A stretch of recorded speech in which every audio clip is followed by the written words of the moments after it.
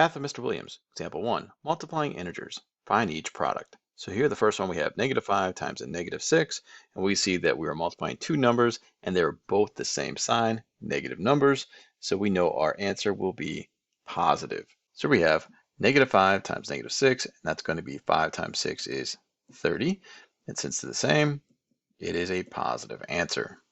All right, on the second one we have 3 times a -4. Remember, a number outside a set of parentheses means to multiply it.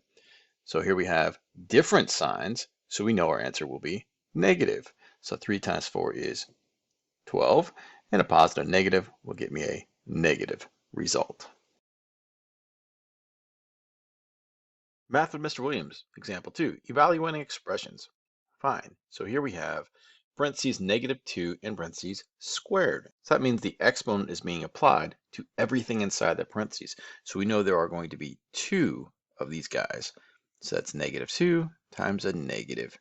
Two negatives, being the same sign, will result in a positive 4 for an answer.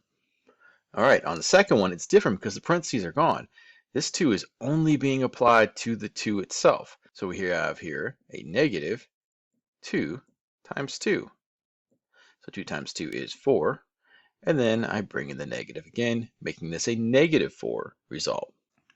All right, on the third one, so we have -2 times 17 times -5. So I'll start in the front. We have -2 times 17 will result in a -34 times, in this case, we have a -5 back here. So negative times a negative is a positive answer. 34 times 5 will get me 170 for my answer. All right, on to the last one. We have -6 parentheses, -3 plus 4 in parentheses plus 6. So order of operations says I got to take care of the parentheses first. So a -3 and a positive 4, when you add those two up, I can see I have more positive numbers, and I have one of them. Bring everything down. All right, so now my multiplication comes next. -6 times a positive 1 result in a -6 plus 6. -6 plus 6 gives me a 0 for an answer.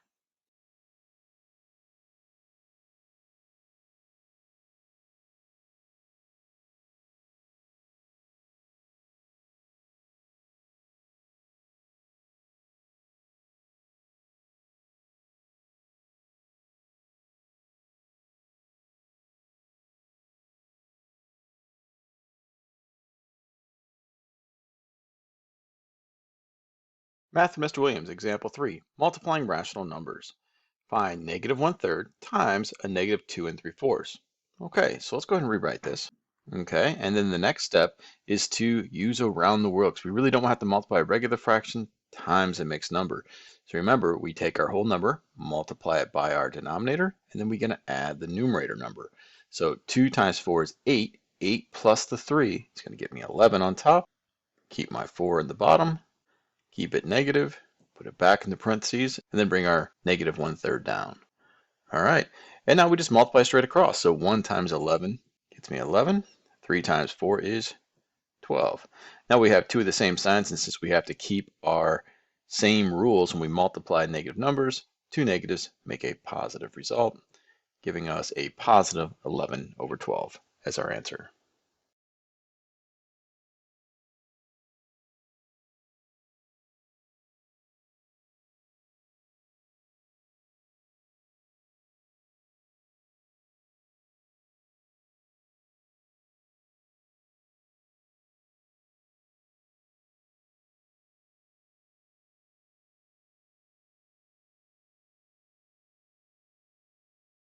Math of Mr. Williams. Example 4, dividing integers with the same sign.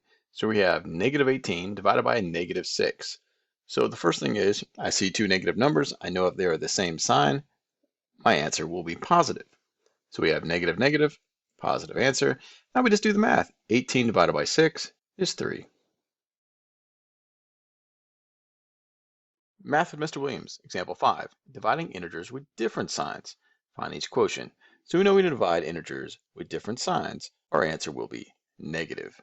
All right, so we have 75 divided by a -25 here, and that means our answer will be negative because we have a positive and negative number, And 75 divided by 25 will give me a negative 3. So on the second one, we have a negative 54 being divided by 6.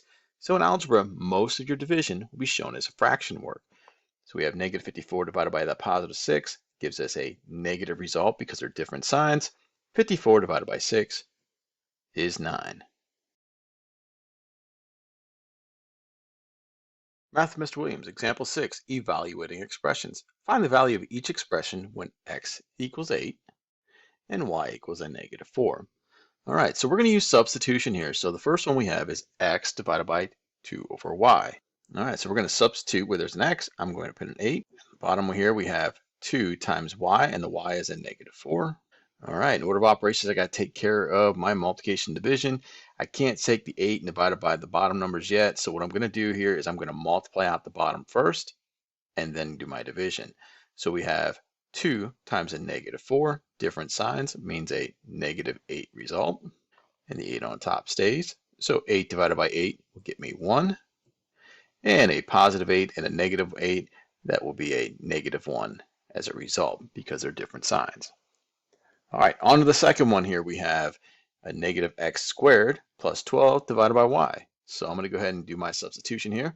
The 8 is going to go for the x plus the 12 divided by the y is a negative 4. Now notice when I do my substitution, I like to put everything inside parentheses so I don't get it mixed up with what's already there. So here we have this 2 as an exponent being applied just to the 8, not to the negative, but just to that 8, because there's no parentheses around that negative x. So we have a negative 8 times 8 is going to give me a 64 answer, plus 12 divided by a negative 4. All right, so my next step is to do my division according to my order of operations. So 12 divided by negative 4 will get me a negative 3 because they're different signs. I'm going to bring the rest down. So we have a negative 64 plus a negative 3. It's a game of baseball now. We figure out what we have. So negative 64 plus a negative 3 results in a negative 67 since they're on the same team.